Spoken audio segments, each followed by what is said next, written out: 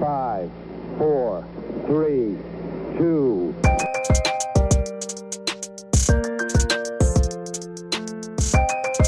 Tier 1 performance.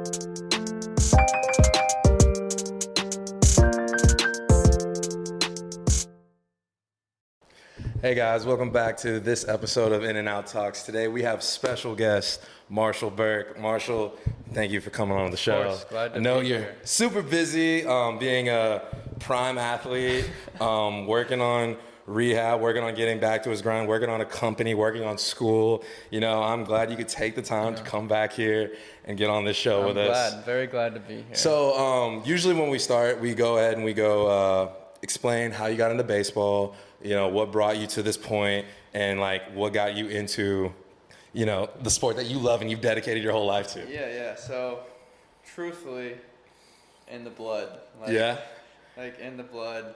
My dad played baseball. My grandpa played baseball. My brother played baseball. Older brother. So, just grew up. There's like actually a story. When I was little, my brother was trying to play catch with me before I could even play catch. Yeah. And he comes running inside, and my mom's like, "What's going on?" He's like, "He caught it for the first time." Like, so it's just like stuff like that. Like, So your brother had your dad play baseball? Yeah. Did your mom play softball? My mom played basketball. Played basketball, other sports, so athletes, yeah, and athletes in the family. And then how old is your brother? He's 3.5, 4 years older than me. Okay, and so you kind of looked up to him, and for sure. you were always competing with each other and bringing it up. Like role model. Like I always wanted to play like him. Like same play style. Did you always just play baseball, or did you do multiple sports? I played football. Okay. I mean, I grew up playing all the sports. I played soccer. I played basketball.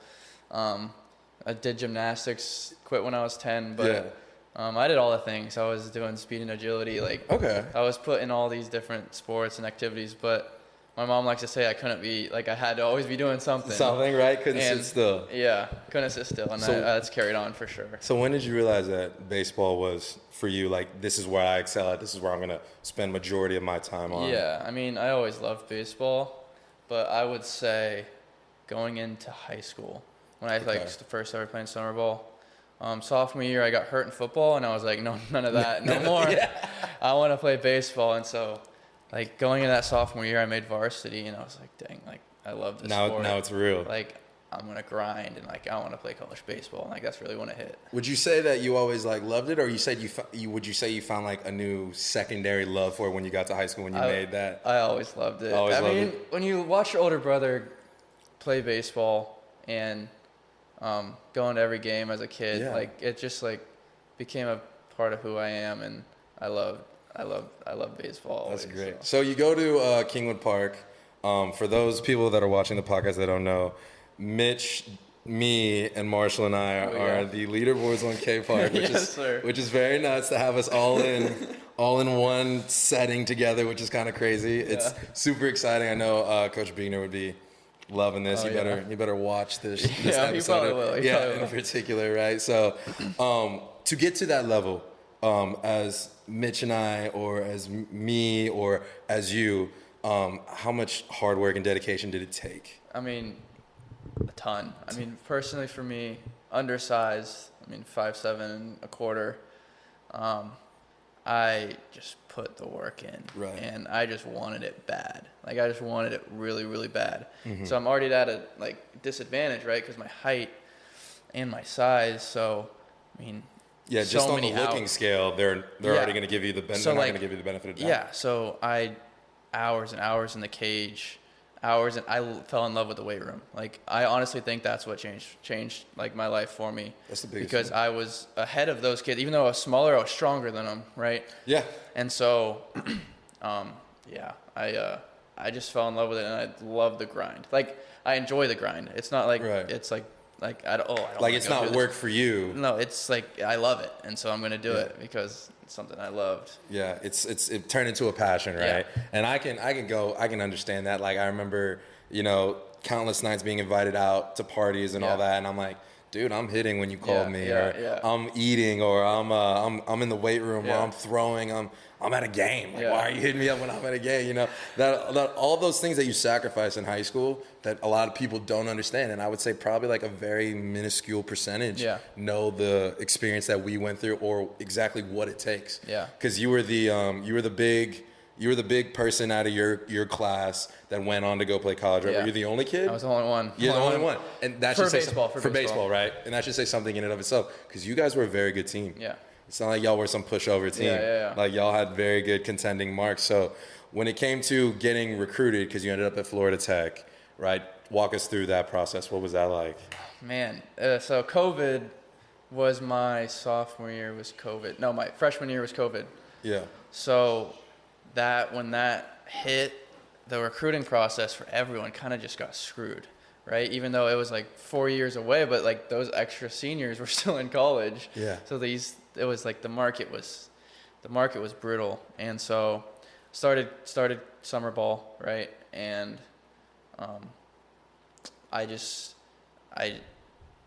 Who'd you play for? Houston, Kyle Chapman, which not a lot of people know about. Do you know who? Yeah. So they had a lot of people. Yeah. You know that. Kyle Chapman.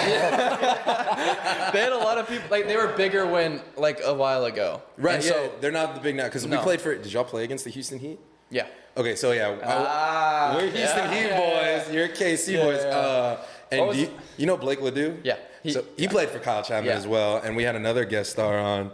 My brother played for him. His brother played for it. His brother went to Law Tech, and then There was a lot of Kingwood kids too. Yeah, there were. And then who do we just have on? Nick Fan. Nick Fan was also. He graduated high school back in like. Yeah, he graduated a while ago. Yeah, they like won the WBC, whatever that was. Exactly. Like, in something. Yes, exactly. So you played for Kyle Chapman. Yeah. So you played with some recruiting dudes. process. Yeah, I played with guys. There's a pitcher who was at DBU. A lot of guys went JUCO, of course, because the market was stacked. But recruiting sucked. Yes. I was I wanted to pursue this, but I didn't have anything. So I just started posting on Twitter, and Twitter was huge for me. And I literally emailed every school, like every Division II, like all these D1s, and just emailed. And I was balling out. I was balling out in summer, and I was probably hitting like 380 in summer with a good team. Yeah. But like, I wanted to go to UTSA really badly, and these coaches at my game always, and I was doing well, but I just never got the offer, and I never knew why. Right. But I just kept putting the work in. One day I got a phone call from Florida Tech, Division II, and I was so happy I cried. My mom was like, "Mom, why?" Like, she was like, "Why are you crying?" I'm like, "Mom, like, I've worked so hard for this. This is it. Yeah. I'll never forget that for sure, because I was so like anxious, because like I had no clue what I was gonna do. I mean, it kind of feels like, was this your senior year, or is this your? It was going into my senior year. So this is did it feel like it was kind of like your back's against the wall? Like, if I go into my senior year starting, like, I don't know, this might be my last time playing baseball. Yeah. Forever. And I didn't want to go JUCO, because education is important for me, and 100%. that mom's always put that in my head. It was important for our family, and so this was an engineering school, which is something that was like that fit me. I believe it. Yeah. And so it was like perfect. Like, it was like God's plan. Like, this is actually happening. It felt like it was meant to be. Yeah, I put all this work in for this, and it was relieving. That's incredible, and I think it's very relatable to me, because I think going into my senior year, I was committed to OU. Things fell through, and then I went into my spring season uncommitted. Yeah. Or I think I committed to a D3 school in Trinity.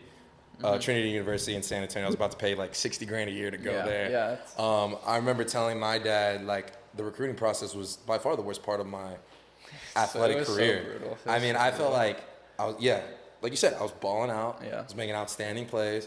I had people there looking at me. I had no one talking to me, especially after OU, and I was very down in dumps. And when I played my senior year, it did feel like I had my back against the wall. It's probably why I balled out so hard. Yeah, exactly. Because I was like, I got to show somebody, Yeah. like, come take a chance on me. And then, when Rhode Island called, I thought it was like godsend. Yeah, Like, it was this is what it all came down for, right? And JUCO wasn't an option for me, because I told my dad, I was like, Dad, I believe I deserve to go to a 4-year school, and I wanted to be an engineer as well. Yeah. So, like, I graduated as an environmental engineer. I did my 4 years of school. I tried to go the whole pro ball route. Yeah. Whatever happened. But for you to be such a star that you are, and then go through the same rough trials and tribulations. It's not easy. It wasn't easy. And it's crazy. And like on our travel ball teams, like everyone's like 6'5", like 6'4", 6'3". And then, I play center field, and I'm just a small, skinny black kid, And they're just like, I guess he's fast. Like, I don't know what's going on. And then, or for you, they're like, oh, you're typical short middle infielder. And then, they see us hit bombs or something. Yeah, literally. And then they're like, oh, maybe not. But I think it's a point in saying is that you had to take it into your own hands. Mm-hmm. And I think it was very important that you recognized at a young age, whether it was due to your brother or due to seeing guys above you, or maybe you just had the forthwith to go and be like, I need to put myself first since no one's going to do it for me. And that initiative alone, I think, is what reaped a lot of benefit for you, is you always taking the initiative, right? Yeah, one thing for me was like who you surround yourself with. So personally, I was surrounded by some freak athletes. I didn't play baseball, but I was surrounded by a UTSA football player now and a Colorado School of Mines football player. And then, Colorado School of Mines. Patrick Overmeyer, Pierce Richards, and then Matt King. Yeah, was also he just got drafted by Pirates 10th round because he went to UTSA, which is when I met him. Mitch and I both met him at K Park. We're like, heard you broke the home run record. Crazy by the way. Man hit 3 bombs opening day his senior year. Yep, and then it was crazy. Yeah, and then on top of that, he goes to UTSA, has an absolute star thing. Then he goes to Arizona State, and then he just got drafted. 12th best batting average in the NCAA. Yeah, which is nuts. Which is nuts, and he was legit. So being surrounded by like people who love the gym, people who wanted it, people who wanted to play at the next level, and like people who were committed to that was a game changer. And so because they're always going to push you. 100%.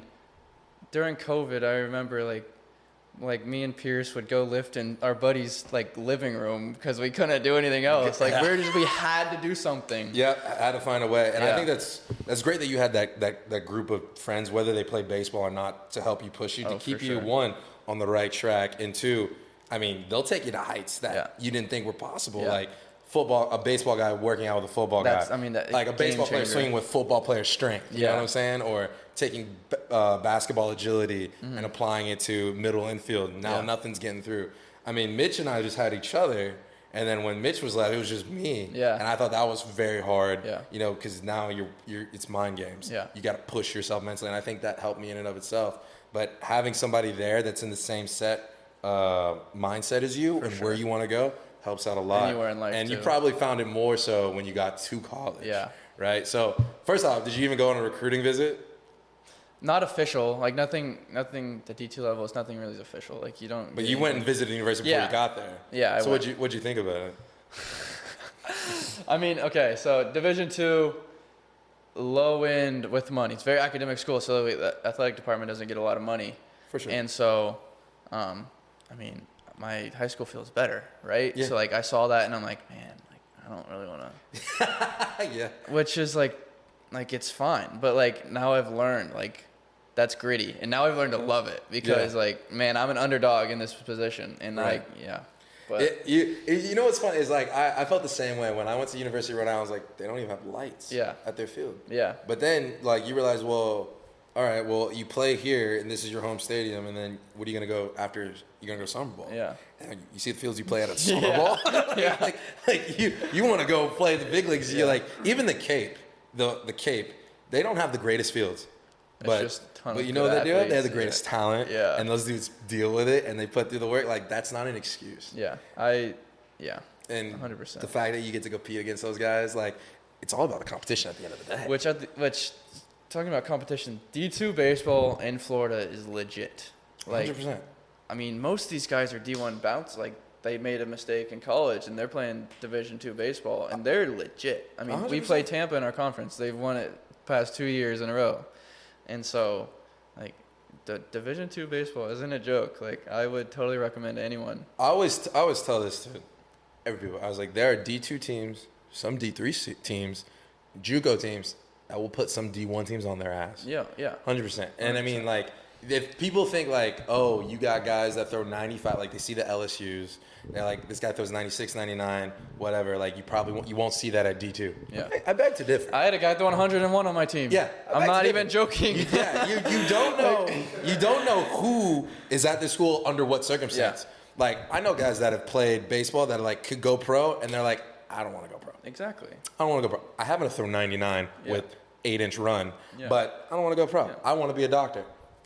Cool. Yeah. You're the most hardest doctor I've ever met. But that that's stuff life. happens. Yeah. And like, why is he at the school? I'm at the school because academics. We just had a Nick Fan. He was on here. He wanted to use baseball because he wanted to get his degree, and he wanted it to take care of school for him. And that's exactly what he did. Yeah. It works. Not everyone's there, to chase the end of the rainbow dream of making it to the MLB. Yeah. However, if you are, there's nothing wrong with that. No, but for sure. D2 competition is not something to be laughed at. No. First off, just making it to college is Small nothing to be like. percentage. Small percentage. I think, what is it, like 2.5%? Maybe 4% of kids on our varsity high school. Very low. Yeah, make it to just next level where it's NAIA, JUCO, and all Anything that. next level. Yeah, so it's all good baseball. I mean, you might have more consistent tiers, but you can see some dudes anywhere. So when you got to your school of choice in Florida, down in Melbourne, what was the conversion going from high school to college like? Yeah, so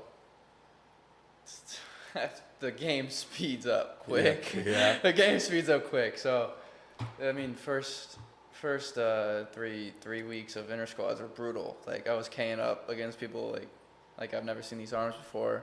Yeah, different slots, different movement. In D2 baseball too, it's like they might not be throwing that hard, but they're playing this game for a reason. Like, this guy's run or this guy's movement on this slider is like something I haven't seen. And there's intention behind the location. And so they're pitchers now. Right. It's not like, it's different. So the game sped up real quick, but I wanted to compete, and so I matched that, and I wanted to win. So it was very competitive.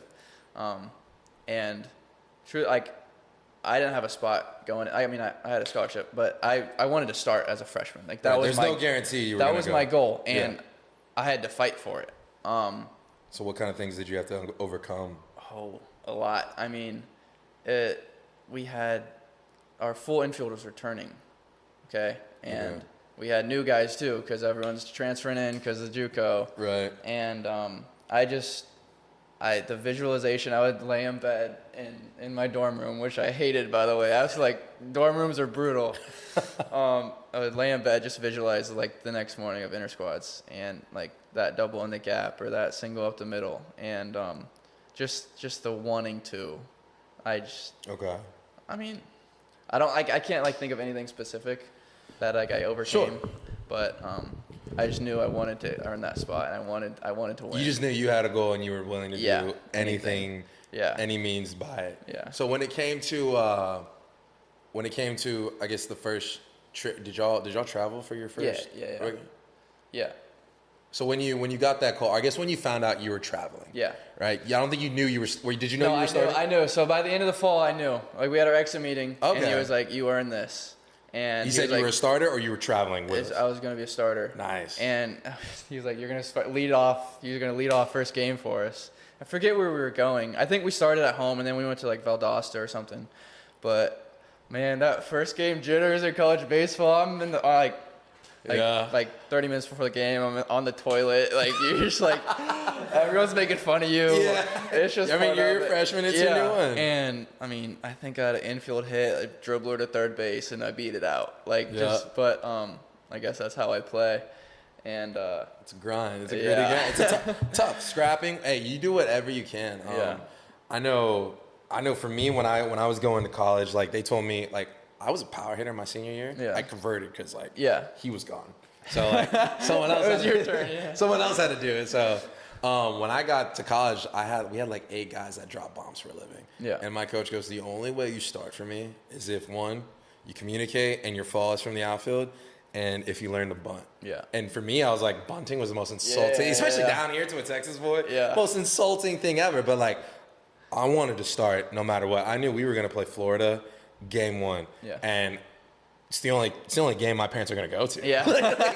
I'm all the way up north. They're like, That's Florida's fair, a nice fair, yeah. medium spot to meet at. So I was like, I'll do whatever it takes. I didn't even care if I started. I just wanted to travel. Yeah. I wanted to show something that this Texas kid didn't come up to Rhode Island for no reason. Mm-hmm. And so what did I do? I stayed in our barn, and learned how to bunt. Like, learned how to bunt. And then it ended up turning into, like, if I got into a rut, like, I use a drag bunt to get out of it. Yeah, exactly. I'll never fall into a slump. Whatever you can do. Yeah, exactly. Like, if I go down 0-2, drop a drag, now I'm 1 for 3. That's crazy, by the way. That's crazy. You know, and I'm like, and it's a very big tool. I never slumped my first 3 years of college because I just had that as a tool. You could lay it down. Yeah, and then when in the back pocket. Yeah, year 4, people kind of like have whole field shifts on me. Yeah, I actually have a funny story with Kyle Chapman, our coach, who was old at that point. I mean, that's why the team's kind of gone away now. Right. He would get so mad at us if we didn't lay a bunt down. We would bunt the rest of the game. What? Rest of the game, no matter what. So I'm all for bunting to win. I swear, I'm not even joking too, which was absurd. Yeah, I'm all for bunting to win, but not to get seen.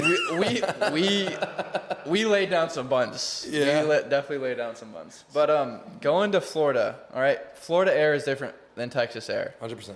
I had 6 bombs my senior year in Texas, like 8 doubles, 8 triples. Like I was a power hitter.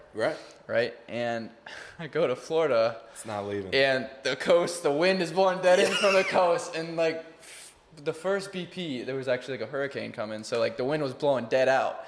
So I was hitting bombs first day. And then like after that, like wind's blowing dead in from center field every single day. Going nowhere. So I just, like you said, I had to figure it out. And I hit for average, and I stole some bags as a freshman, that's all they could ask for. That's all you could ask for, and like that's doing whatever you need to do. Yeah.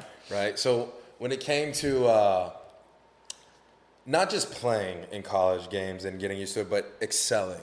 So like hitting over 300, I think is a very big deal, especially for a freshman. Nonetheless, some people might say like, you know, oh well, we don't know anything about him, so he's seeing fastballs, he's ripping his fastballs, he's doing as he should. But when you come back the following year, and you're still on track, and you're still doing great, that shows that you've kind of figured it out. You've put something, you've done something that other kids aren't doing to be able to go back-to-back, leading in 300s, stealing bags and all that. So what was that turning point? What made that switch to where you could be so consistent, even in coming into a brand new environment? Yeah. Honestly, for me, it always comes back to the work I put in. And I knew if I was going to be confident in that plate, I was going to have to be confident in the cage. Okay. And so hours and hours and hours in the cage consistently. And having people there with you to talk to you about approach, about mechanics. Yeah. Just like, I know like that might sound cringy, but hours and hours in the cage always. No, 100% and agree. It like truthfully, like I was born in those cages. Like I love those cages. And I mean, going from KP to like nets that don't work in D2, like you hitting balls like into the houses behind the university. Yeah. Just living in that. I loved it. So you brought up mentality, like the mental aspect of the game, right? A lot of people, even in high school, can't even separate the physical side from the mental side. I love talking about it. Yeah, it's my favorite thing to talk about too. Good. So when did you start learning about the mental side of baseball? Was it in high school or was it in college? I feel like like my senior year of high school is when I started to figure out, because like the approach. Because I started to get pitched around, obviously. All the time. Like we probably all did, right? Yeah. And so you just had to start figuring things out, and like I just don't want to lose. Like I just always want to win, so I'm going to do whatever it takes to win. Right? It takes 100%. What it takes. But going into college, it's definitely a leap. No doubt, a leap going to college, because it's new arms. It's so many different things going on in your life. Like you're moving away from home. Yeah. So like feeling like the world's crashing around you, but you still want to excel in baseball. I mean, it's kind of like something. difficult. It's the only thing you can hold on to, because it's the only stable thing you got. For sure. Right? You got new classes, you got new kids, new people, new roommate. new roommate. You know, you may not even like this guy. Yeah, love him now, but I couldn't live with him. Like, exactly. Right? New team, new culture. Yeah. They might coach a different way. Exactly. That's a big one too. New environment, like you said, like coach blowing it in. Nothing is familiar. Yeah. But except what? Your glove. Yeah. That ball. And your brain.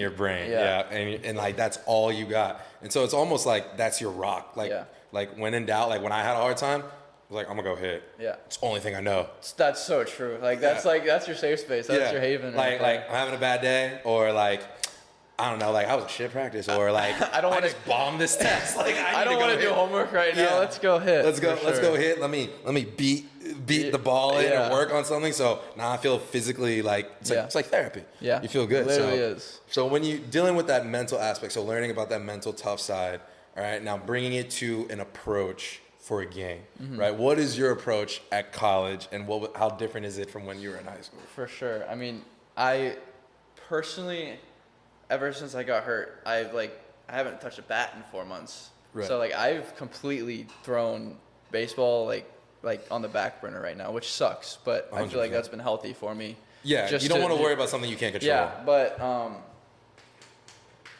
you're gonna have to ask the question again because like it's. So I will answer it. I just need the question again. Yeah. So your mental approach when you're hitting in a live AB at the college level, what is it compared to when it was high school? I mean, I love to swing.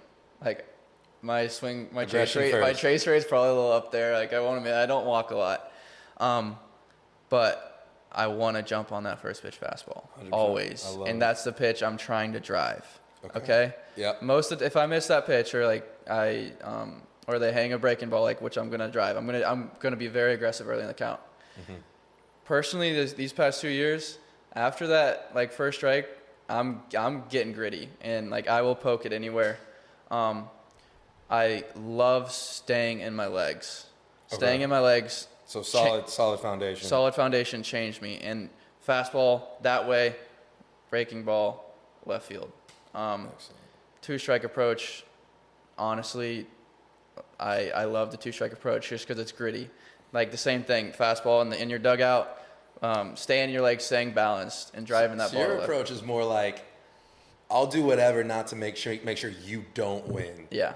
But yeah, for sure. I'm gonna be the hardest out alive versus like, you're like up in the count. You're kind of fighting for you. Yeah. You're all for you, and then if he beats you that 0-1 or you gets that foul ball, you're more just like, well, now you can try and win. Yeah, now you're not gonna win. Now you're not gonna win at all. Like if you're not gonna let me win, I already missed my chance. I knew that going into an at bat, like I wanted to jump on that early. Like you're either focusing on a pitch or that spot. Like you're gonna like locate that spot that you want to drive a ball, and like gap to gap, obviously. 100%. Then after that, you know how happy I would be with a single up the middle. Yeah.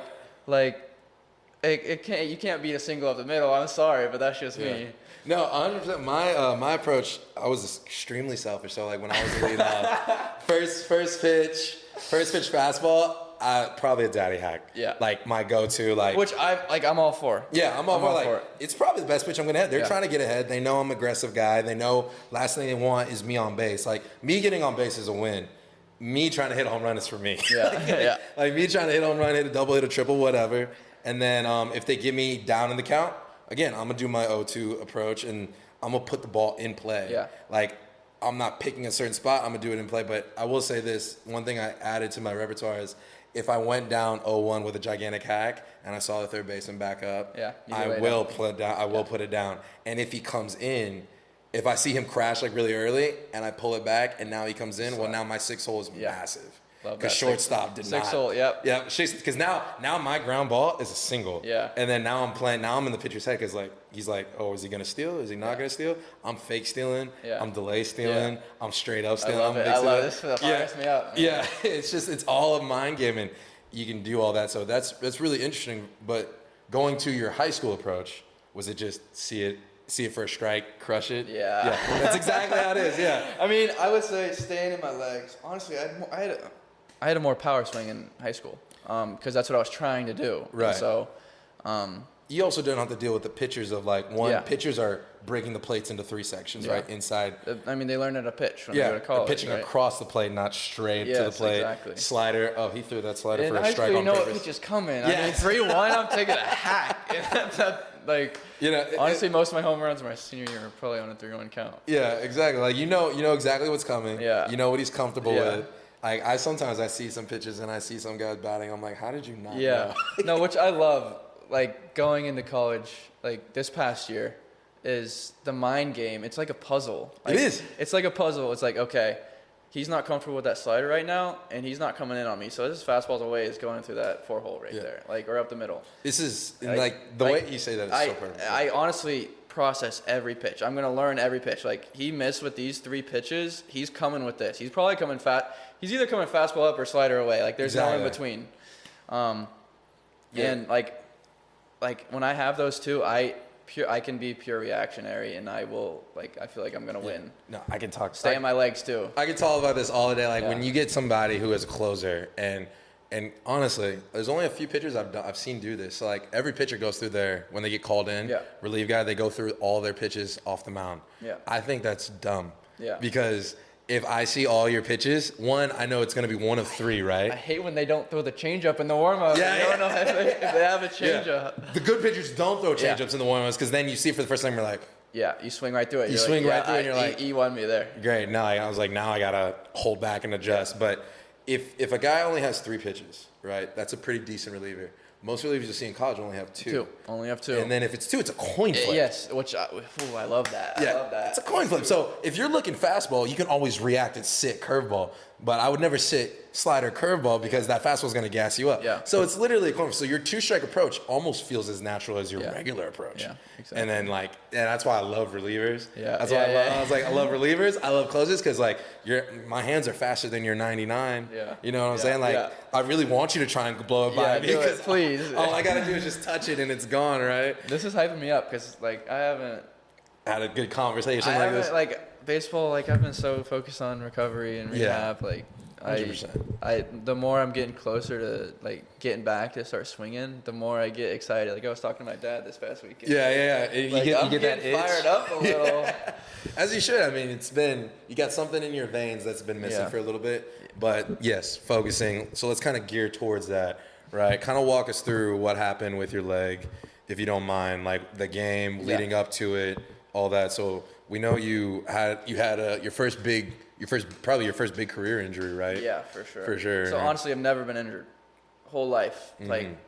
I got hurt in football, but I didn't miss any baseball because of it, right? Right. And so I've just always played through everything. Hurt my ankle freshman year, I played through it.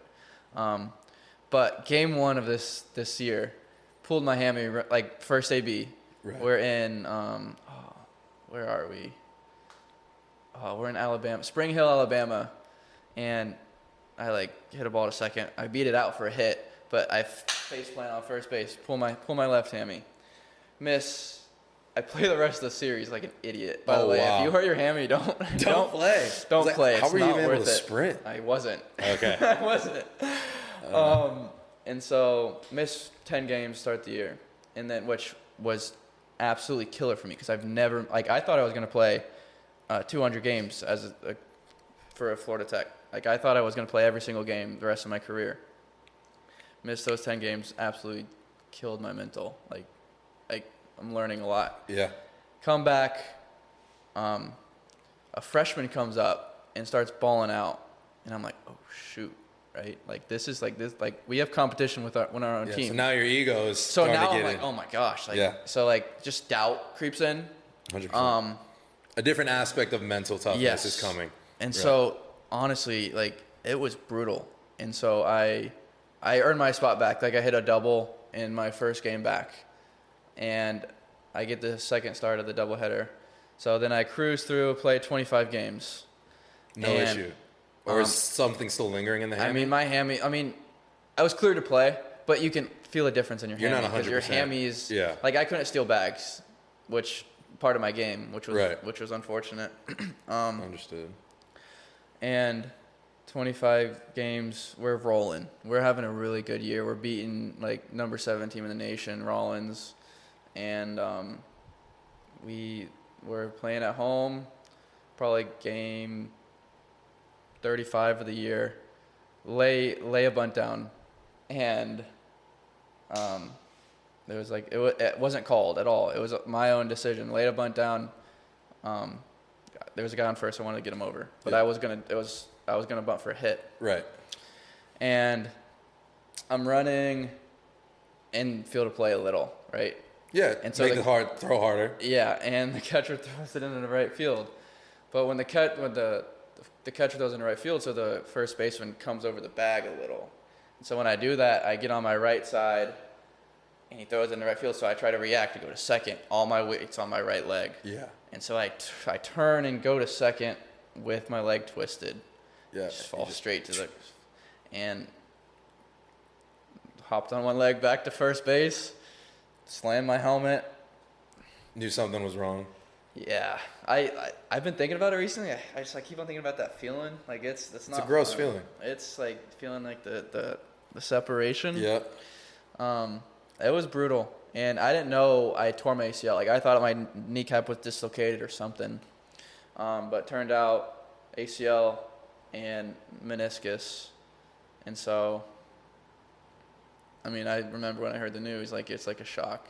Yeah, but it's almost like everything kind of fades out, yeah. and then you're kind of, it's like the dawn of it is hitting you. Yeah. And luckily, my whole family was there for that game, which was great. As a support system. Yeah, and my mom stayed with me that week, which was clutch because she could take care of me. Yeah, like, I don't know, I'm mama's boy. Mom, and mom can do mom things. Yeah, and it was a brutal, and because we had to start planning surgery, prehab. The whole schedule's changed. Everything's different. But my faith is really strong. I knew God had a plan for me, and honestly, at that time, like I was at peace. Like I was like, okay, I'm going to use this for the good. And shockingly, I was doing better at the beginning than I was like 12 weeks post surgery because like I was just so at peace. Yeah. Which was good. Like good. Like my mental was in a good spot. I was like, I'm going to use this for my advantage. You were able to accept it. Like, all right, now it's only forward from here. Yeah, like let's move on. Like let's use this for the good. But I mean, it's hardest thing I've ever been through, for sure. Especially not like we said earlier, like, not being able to sit down. Like I've always been going, and so this summer, I mean, I came home for the summer. Like I don't want to love my parents, but I don't want to live with my parents at 20 years old. Yeah. And I don't want to live in Kingwood anymore. 100%. But like I had to slow down my life. I had to. Like, get your roots together, get your bearings together. Realize my identity's not in baseball. And lots of growth. Hardest thing I've ever been through, so like I'm learning a ton. Right. Lots of patience too. So like you said, it's your first major injury and it's a whole different mental aspect, right? What are some of the things that you have learned from a mental thing to keep you out of like those dark places? Because like you said, you've been gone for a long time. There's no guarantee you'll be back to 100%. There's no guarantee you'll be worse either. Yeah. There's also no guarantee you'll be better. Yeah. So like taking that one step at a time, going through your treatment, preparing for surgery, like how do you keep yourself mentally strong? How do you keep your faith so well-grounded? Small wins, gratitude can change your life. So I'm so blessed. I'm blessed with a ton of things. Great family, great environment. 100%. And like using those small wins, like you focus on those small wins, you don't have any time for focusing on the negatives. Like you are what you focus on, right? So just trying to be optimistic and falling back on God, trusting His plan for me, and diving into my faith, being still, like just like chilling out and just trusting the process has changed my life, truly. I think that's incredible because one, dealing with injuries of my own that I've had, and then having a sibling that's also gone through several, ACL tears, MCL like injuries and all that. I know firsthand, one, how mentally brutal that can be on the mind. Two, how discouraging it can be when you're seeing everyone go up. And it's almost like you're falling behind. In reality, I don't think you're falling behind. I'll talk about that. It just literally feels like it. Yeah. But I don't think you're falling behind. So I know, like I was going to go play Northwoods. Like I was going to go play, and then I was going to go work a summer camp in West Texas. I know for a fact, like I've had the greatest summer of my life, but also the worst summer of my life. But I know that I would not have been able to experience these things if I didn't get hurt. And this summer has changed my life. And I know, like you said, what'd you say? Dang it. I said a lot of things. You did say a lot of things. I know, we're going on. It's the end of the day, Sunday. I know, we're going on a while. Oh, I had such a good point, too. Yeah. That's unfortunate. But I'm sure we'll it'll pop up. It'll pop back up. But when it comes to you making those changes and you going through these humps in your career, one, it's not just athletic challenges. These are life challenges that you're going to have to go through. And I think this is your first legitimate baseball challenge, right? Life challenge, everything challenge. Everything challenge. To see how you respond and do that. And I think how you react and how you are probably a year from now will say a lot about who you are as a person and as a character. Yeah. And I think you want to do. I'm honestly, I know, like, this happened for a reason. I know I'm going to grow. I know I'm going to become greater. This is going to help me for something in the future. 100%. It's crazy to say that I am blessed because of this injury, but I truly am, because I know this is what I was going to say. Okay. You're like, okay, I feel like I'm falling behind, and these people are growing. But I know for a fact my mental is stronger than all those guys right now because they haven't gone through this. They haven't gone through it. No way. So, like that confidence that can give you, like, I had a call with a buddy who's playing indie ball right now. He's like, dude, like, no one's going through what you're going through right now. You're gonna be the grittiest guy on the baseball field next year. Like, no one has your story. You're gonna be above those guys 100%. Mentally. Yeah. When you come back and you're back healthy, your mental capacity, you at 60% will be better than someone at 80%. Exactly.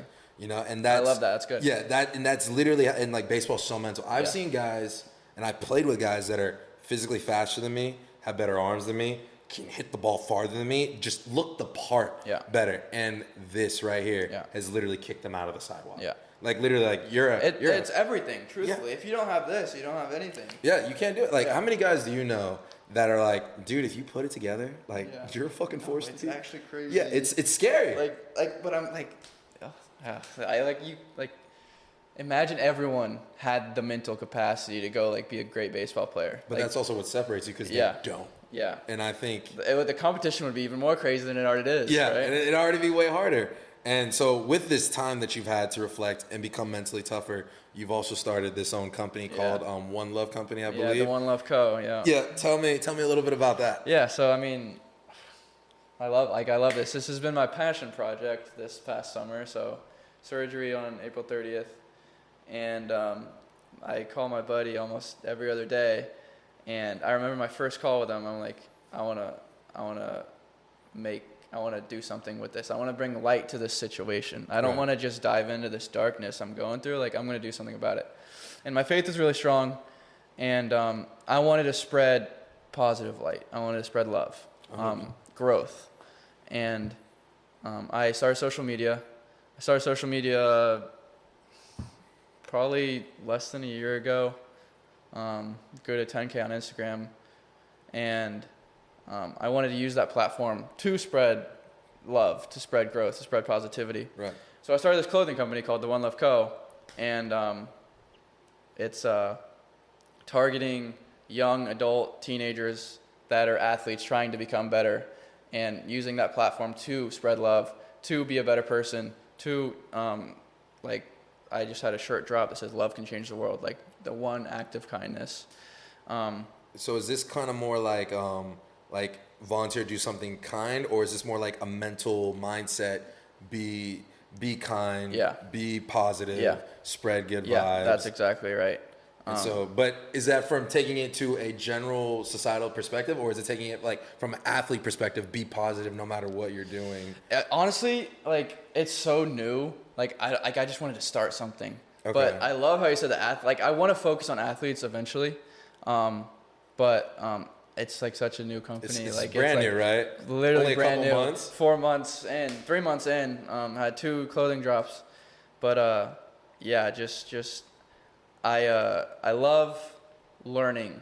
I love, like, wanting to, like, unlock something. And so, like, this is another key on my belt that I want to be an entrepreneur. Like, that's cool. And I want to use my platform for good. And so I've really enjoyed it. And it's like, I'm learning a lot, like, marketing strategies. Yeah. And, like, social media with that. And, like, designs. It's a lot. It's new, but I'm enjoying it. Now, you say marketing strategies, like, and you're learning the entrepreneurship of all that, which is great, and I think that's fantastic, especially since it'll keep you away from baseball and it'll put you in a more positive mindset. Exactly. So then when you go back, you're right where you need to be. But isn't your major engineering as ocean engineering? I got a lot going on. A lot going on. So how do you juggle all these sports, entrepreneurship, social media, social life, family, God, and being an ocean engineer, because that's not tough. I did it. I've done the engineering. I know how brutal it is. And you go to a school named Florida Tech, so they're for it. Right? And my beach time, which I need. Yeah. So how do you do time management?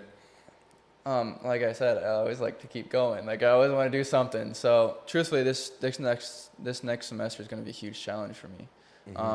Because I wanted to continue to grow this business. Like I envision like what this could be. Yeah. Right. And so, I mean, with all these things, I've always been good at like making a schedule, making a to-do list, and getting things done. And I know I can't waste any time. Like I gotta get to work. I currently like have a thought in my head where I'm gonna map out my whole week with classes, with practice, and like no scrolling on my phone. Like I gotta get to work. Right. Because I wanna succeed. I wanna be successful. This is the perfect time to do it. And like I have all these things in my life, and like it's gonna be hard to prioritize all of them. Like we'll see, honestly. Yeah.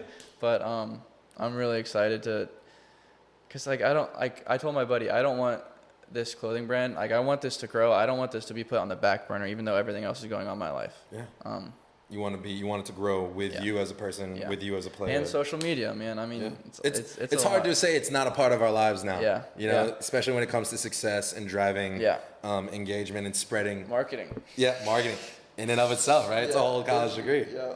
But Marshall, man, I appreciate you taking the time out of your very busy schedule to come all the way down here to the city to come see us right before you leave and all that. We will definitely have you on again. I can't wait for after you go back and play, after you're healed up, after this One Love Co. breaks I'll see you out. next summer. You never know what can happen in a year. Truthfully. Exactly, and hopefully we'll be bigger, you'll be bigger, and we'll keep going. I appreciate you coming on, man. Thank you. I appreciate it. All right. 5, 4, 3,